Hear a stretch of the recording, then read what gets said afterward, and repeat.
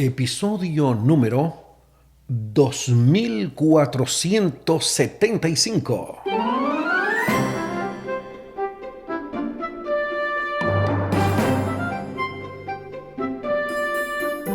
Amados hermanos, ¿qué tal? Bienvenidos. Esto es Estudio Sistemático de la Biblia.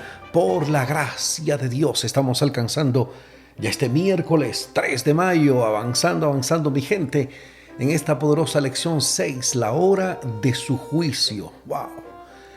¡Qué tremenda lección esta semana! Bueno, y apenas vamos por el contenido del mensaje del primer ángel, de estos mensajes de los tres ángeles. Esto apenas es el mensaje del primer ángel. Me encanta. Es un mensaje que siempre a mí me ha apasionado mucho. Lo estudio, lo conozco, lo puedo explicar mínimamente, pero yo quiero destacar algo que estuve conversando con un hermano muy querido para mí que promueve mucho todo lo que hacemos y lo pone en su página de Facebook. Bueno, me refiero a mi hermano Luis Corniel, el hermano Popó, como le decimos desde nuestra infancia. Él le estaba diciendo, porque él pone ahí en sus posts de Facebook, el hermano Corniel, el pastor Omar Medina o algo así, el ministro. Yo digo, no, hermano, no. Realmente yo soy el hermano Omar, yo no soy pastor ni profesor de teología. Aquí los especialistas en eso, que tienen sus títulos en esas áreas, son el asesor teológico, el, el profesor Humberto Méndez y el pastor Tomás Polanco, tú sabes. Yo soy el hermano Omar. Esto también muestra que cualquier persona de un conocimiento promedio como yo puede explicar esto. O sea, dos cosas. Esto es un mensaje que está disponible para todo el mundo en la Biblia, número uno. Y número dos, esto no es exclusivo de interpretación de la Iglesia Adventista. Cualquier persona desapasionada o cualquier persona desprejuiciada, si se vale la palabra, puede tomar estos datos, investigar y todo. ¿Tú entiendes? Porque esta es la realidad de la Biblia. Tú ves, hermanito. Por eso que yo, cada vez que veo una gente hablando de algo, entonces yo le pregunto sobre Daniel, por ejemplo. Me dice, no, Daniel es un libro sellado. ¿Cómo que sellado? Daniel es un libro que está justamente escrito para ser revelado en estos últimos días, en el tiempo del fin. No puede ser un libro sellado. Una vez hacíamos esta lección en la emisora, en Radio Amanecer, y me escuchaban unos hermanos de otra confesión. Y le encantó porque él decía, me gusta mucho la historia y conozco eso de Babilonia, Medo-Persia, Grecia, Roma, porque eso está en la historia de la civilización, ¿tú entiendes? Y entonces él me decía, wow, pero ¿cuánto se aprende de Daniel? En mi iglesia no predican de Daniel.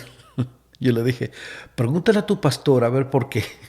Y él me dijo más tarde, muy decepcionado, me dijo, no, le pregunté, pero él me dijo que no, que eso es un libro sellado. Y no, para nada. Lo que pasa es que al estudiar de manera honesta, sincera, el libro de Daniel y Apocalipsis, tú te das cuenta que los adventistas se aproximan mucho a la interpretación que la misma Biblia da sobre la interpretación de la historia. Y cómo el método historicista de entender la profecía es el que tiene más sentido.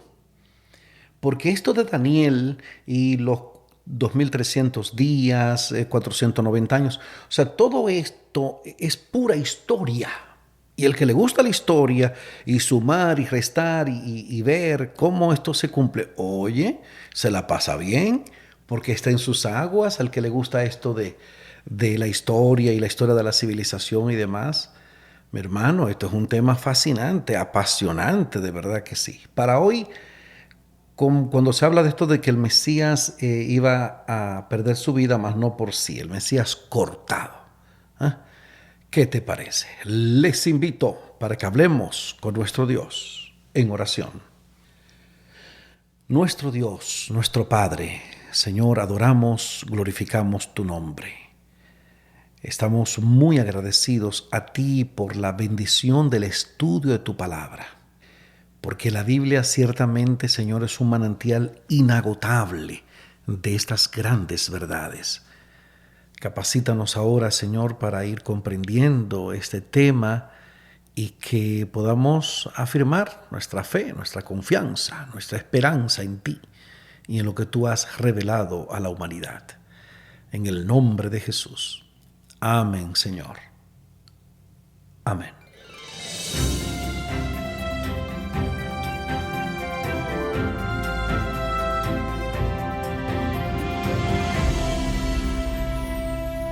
Oye esto, mi hermano, mira. Gabriel comenzó esta profecía de 490 años con un acontecimiento que era extremadamente importante para Daniel y para los judíos: la orden de restaurar y construir Jerusalén. Aunque se habían aprobado varios decretos relativos a Jerusalén, en Esdras capítulo 7, ahí en ese capítulo 7 de Esdras descubrimos que el decreto aprobado en 457 a.C. permitió que los judíos no solo volvieran a su tierra natal, sino también que se establecieran como una comunidad religiosa. Esdras capítulo 7. Aquí tengo mi Biblia. Esdras es uno de esos libros pequeños. Ahí está Esdras, luego Nehemías. Está después del libro de las Crónicas. Pero la historia que registra se ubica precisamente después de la historia de Daniel. ¿Tú sabías eso? Sí. Después de Daniel, bueno, en el tiempo en que regresaron de Babilonia, eso es lo que narran los libros de Esdras y Nehemías. De hecho, este hombre Esdras explica en el capítulo 7, y se puede perseguir a través de la historia precisamente la fecha. No lo dice propiamente la escritura, 457, porque eso vino mucho después de ahí, pero por los que analizan los eventos históricos se dan cuenta que esto sucedió hacia el 457. ¿Tú entiendes? Ahí está ese versículo 13, Esdras 7:13, que dice: por mí es dada orden que todo aquel en mi reino del pueblo de Israel y de sus sacerdotes y levitas que quieran ir contigo a Jerusalén, vaya. Que cualquiera que quiera ir, vaya, ¿verdad?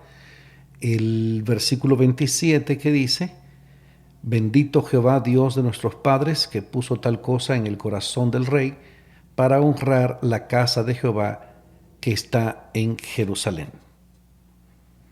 Está hablando de ese decreto de Artajerjes. Esta es la copia de la carta que dio el rey Artajerjes al sacerdote Esdras en el versículo 11. Comienza desde el versículo 11. Impresionante, impresionante. De hecho, es importante notar que ese decreto de Artajerjes se emitió en el otoño de lo que equivale al año 457 a.C.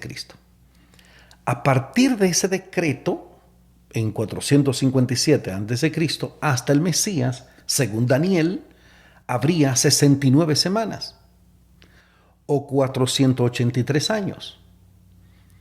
Si comenzamos en el 457 a.C. y avanzamos en la línea de tiempo, en la historia, llegamos al año 27 después de Cristo. Aquí yo puse exactitud matemática. Tremendo. La palabra Mesías significa el ungido.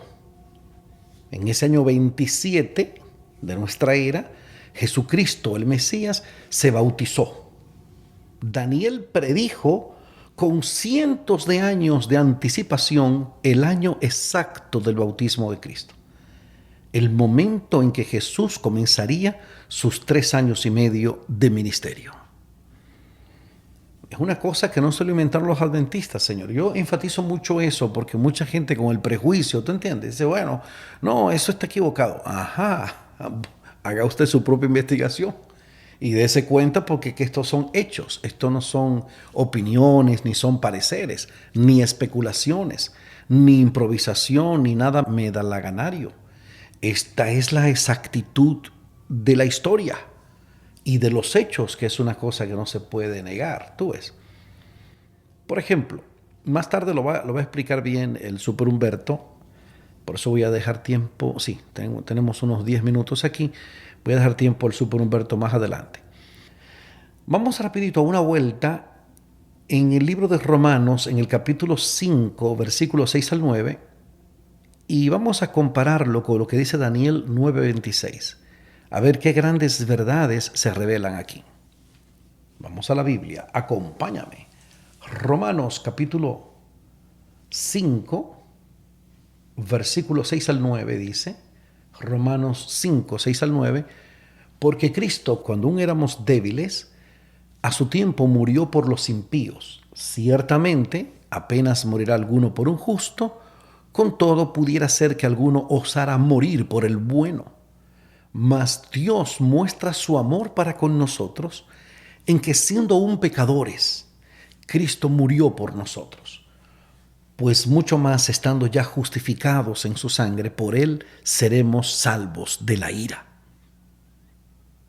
Qué lindo, ¿verdad? Me encanta esa expresión, dice, a su tiempo murió por los impíos. Tú tomas esa cita que hemos dicho de Romanos 5, 6 al 9, la comparas con lo que dice Daniel 9:26 y te encuentras con esto. Dice Daniel 9:26, después de las 62 semanas se quitará la vida al Mesías, mas no por sí, y el pueblo de un príncipe que ha de venir destruirá la ciudad y el santuario, y su fin será con inundación, y hasta el fin de la guerra durarán las devastaciones. Se anunció qué cosa, hermano. Se revelan, aquí yo escribí, se revelan las grandes verdades de la vida del Mesías, que en el tiempo señalado apareció en la escena de la historia. Jesús, a su tiempo, murió por nosotros. Más claro de ahí, ni el agua clara. Porque es que te lo va acomodando en la línea del tiempo. Eso es una cosa que se interpreta sola, prácticamente. Tú ves, mi hermano, eso se va interpretando solo. Después de las 62 semanas le quitarán la vida al Mesías y nada le quedará, dicen algunas versiones. El Mesías sería cortado, crucificado.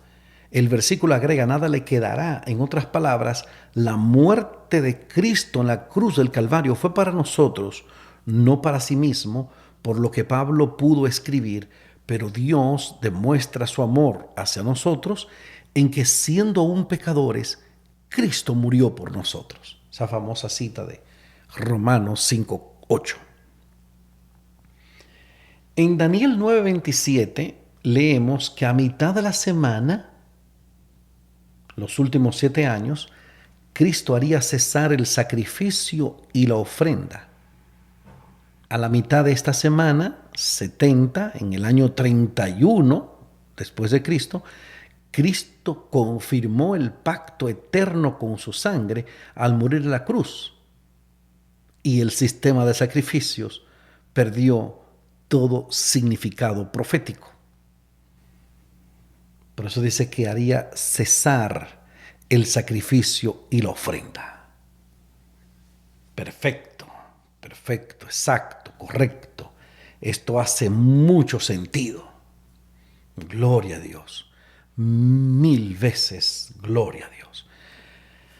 Mi gente, estas profecías revelan que Cristo, el Mesías, sería crucificado y haría que el sistema de sacrificios perdiera su importancia profética.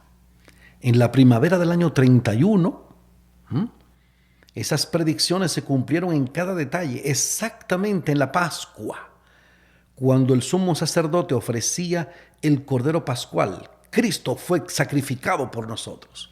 Recuerdan, porque fue durante ese tiempo de la Pascua. Y aquella declaración que fue lo primero con lo que yo aprendí esto, cuando decían, que siempre las iglesias dicen, este es el Cordero de Dios que quita el pecado del mundo. Eso es una declaración propia del sistema de sacrificio, del tabernáculo. Porque tú no puedes entender esto a menos que te empapes bien del servicio del santuario terrenal, que se le dio a Moisés. A Moisés se le dio un modelo, ¿ok? Para que él hiciera eso. Era una lección objetiva del plan de salvación. Y cada fase del servicio del santuario es lo que representa el plan de salvación de la gente, de la humanidad, tú sabes.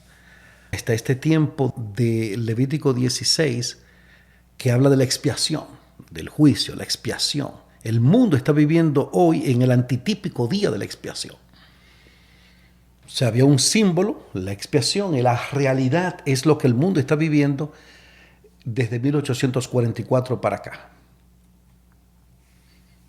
¿Tú entiendes, mi hermano? Entonces, esto es un asunto que se entiende a raíz de lo que tú conoces del santuario en el Antiguo Testamento, el tabernáculo, tú sabes, y sus oficios, lo que dice Daniel,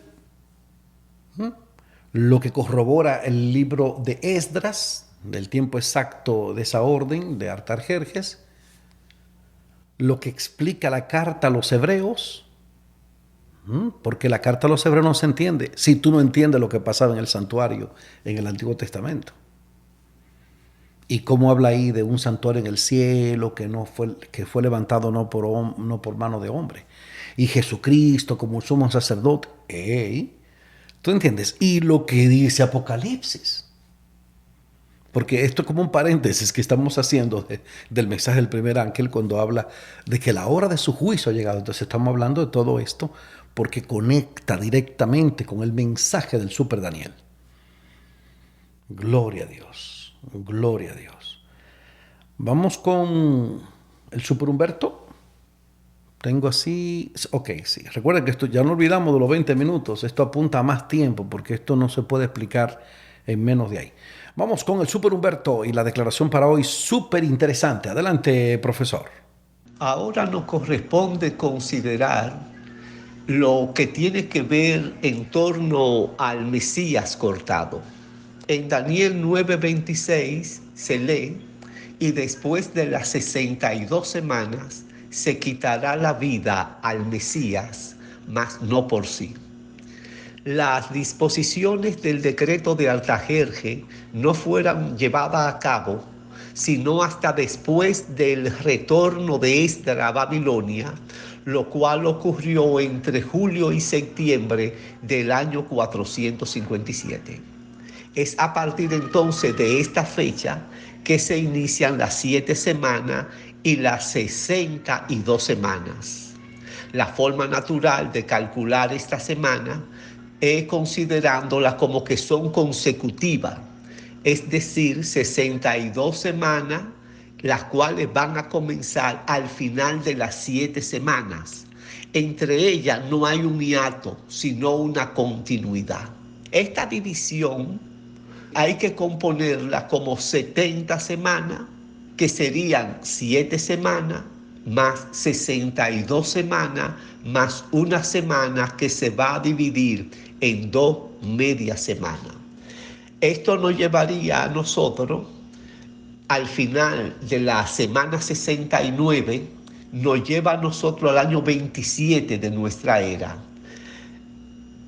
Y esto es así porque, a diferencia de los astrónomos que pueden contar un año cero, los historiadores no tienen año cero.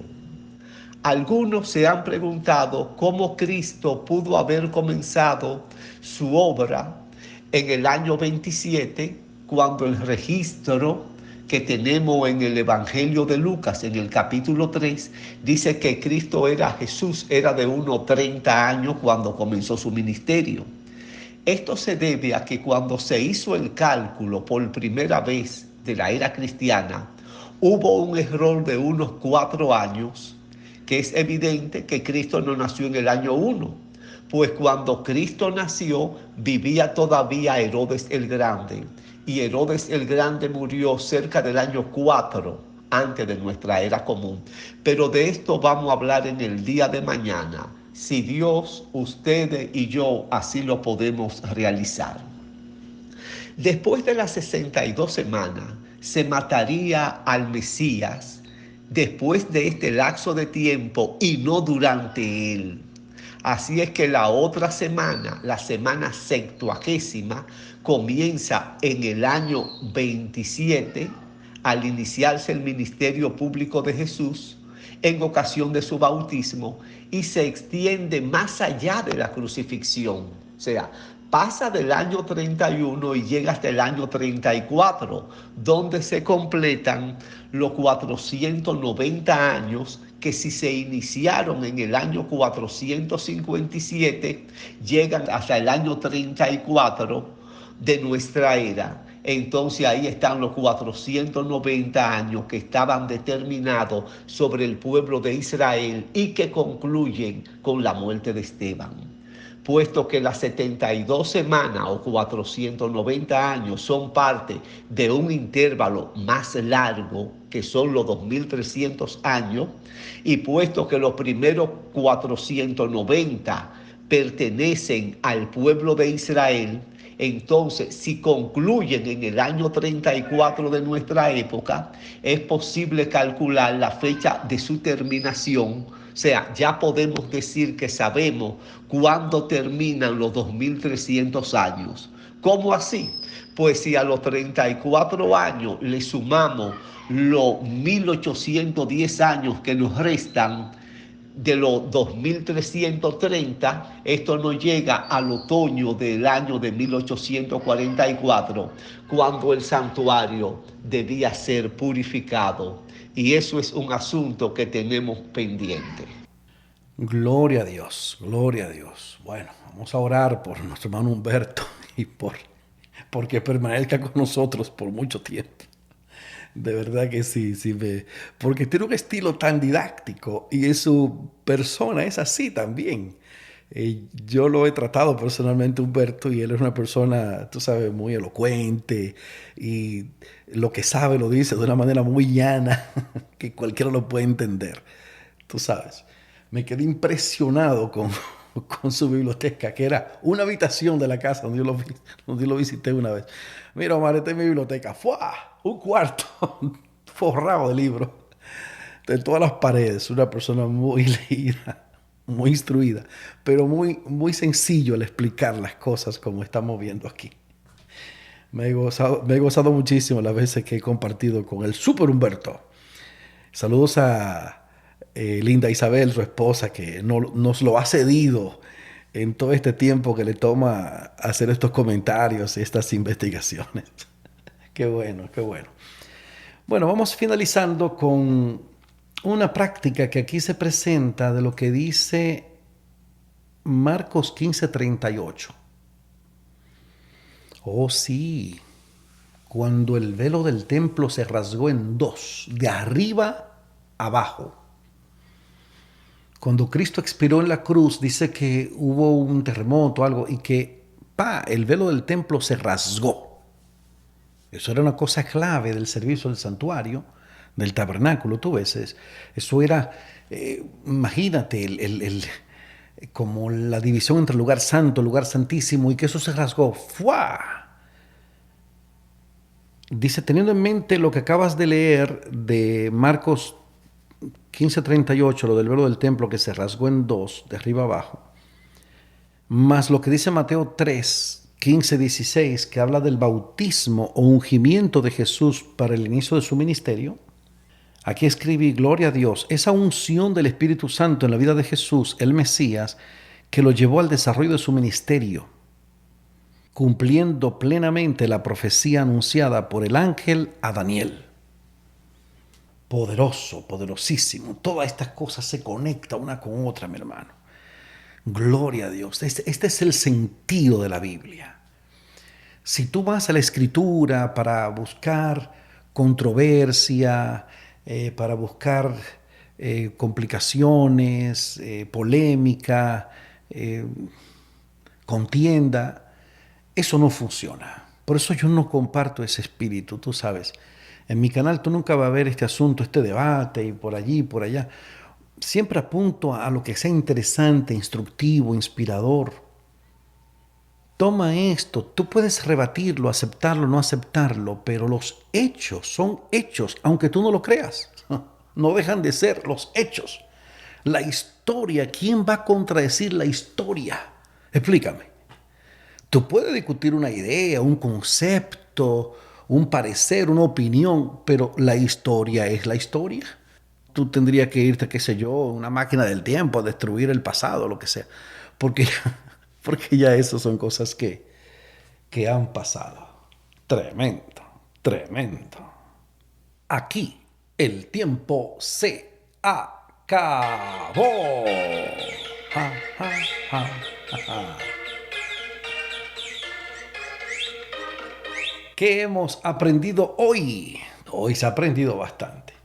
Esto del Mesías que pierde su vida, mas no por sí, a la mitad de aquella última semana. Esto mañana va a continuar, obviamente, porque tenemos que aclarar lo que sucedió los próximos 3 años y medio de esa última semana. Esta última semana no se puede despegar del tiempo de los 490 años, no se puede, porque esto se entiende lineal como la historia, tú no puedes fragmentar el tiempo. ¿Tú entiendes, manito? Entonces, ahí quedaban, después de esos 490 años, 1810 años para completar el total de las 2300 tardes y mañanas o 2300 años, que apuntaba, lógicamente, hacia 1844, que será nuestro tema de mañana. Les invito para que hablemos con nuestro Dios en oración. Nuestro Dios, nuestro Padre, Señor, estamos muy agradecidos a ti por la grandeza de tu palabra, por la claridad de las Escrituras. Toda la honra, toda la gloria sean dadas a ti por siempre, Señor.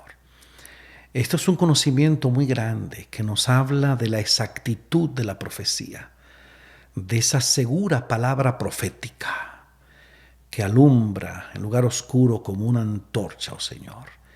Ayúdanos a sostener esa antorcha, a vivir a la luz de lo que enseñas en tu palabra, sin ánimo de creernos superiores, ni de acusar ni condenar a nadie. Ayúdanos a ofrecer esto de una manera llana, sencilla, sincera, honesta, transparente, a fin de que muchas personas, sinceros buscadores de tu verdad, puedan encontrar en esta precisión de la profecía una fuerte evidencia de la seguridad de tu palabra y de lo que has dicho que ha ocurrir y que ha ocurrido y de lo que aún falta por ocurrir. Fortalécenos en ti día a día, Señor. Llévanos de victoria en victoria en Cristo Jesús. Es en su nombre y por sus méritos que lo suplicamos. Amén, Señor. Amén.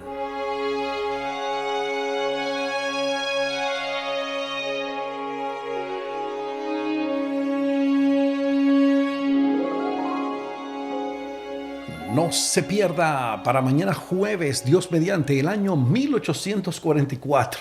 Y de ahí viene el ofrecimiento de esta semana de 1844, Hecho Simple. Una investigación súper interesante del hermano Clifford Goldstein. Apenas comenzando su vida cristiana a principios de 1980, me encanta la honestidad y la franqueza, la crudeza con la que él explica su testimonio de que si eso era falso todo lo que había creído. Y se estaba dando esa última oportunidad de investigarlo por él mismo y desarrolló un librito con mucho sentido que me encanta leer desde esa primera parte del libro del testimonio que él cuenta. Eso está disponible para ustedes. Pueden solicitarlo vía WhatsApp. El archivo PDF se lo pueden enviar gratis. 484-838-8989. 484-838-8989. Omar Medina les agradece la fina gentileza de la atención dispensada. Recuerden, +1 484-838-8989. +1 484-838-8989. Ánimo contra el miedo. Un día más para la esperanza. Un día menos para el dolor. Hay paz. Dale. Hay paz.